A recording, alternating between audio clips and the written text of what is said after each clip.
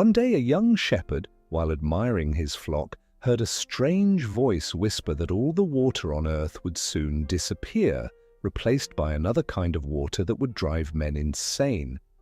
Taking the warning literally, he immediately set out to inform everyone. But no one believed him. So he took it upon himself to store as much water as he could. Weeks passed, then months, and nothing happened. Anyone else might have dismissed the warning as a mere illusion, but the young shepherd was convinced that the prophecy was inevitable. He continued collecting every drop of water he could find. Then one morning, all the rivers, wells, and springs dried up.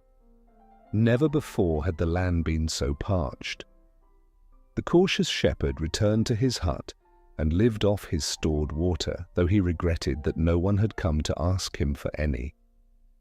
The people, however, were certain that the drought would not last forever, that the rain would eventually return. And indeed, less than a year later, torrential rains filled the rivers, wells, and springs once more.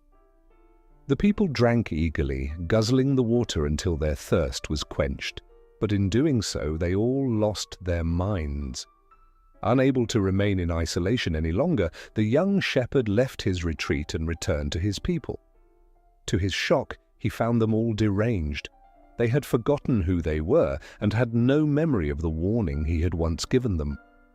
Being the only sane one among them, he tried to reason with them, to dissuade them from drinking the water that had stolen their sanity. But to them, he was the madman. He became the one to be feared, the one to be avoided at all costs.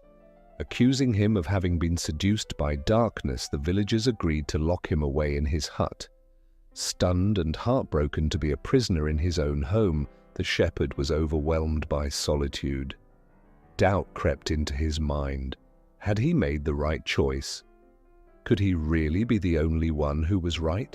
Could he live alone, rejected by society? What kind of life awaited him, a man deemed unfit to marry, doomed to see his dream of a family vanish? One evening, unable to endure his exile any longer, he asked for a jug of water from the village well. He drank deeply, and with every swallow he forgot who he was, forgot where he had stored his provisions.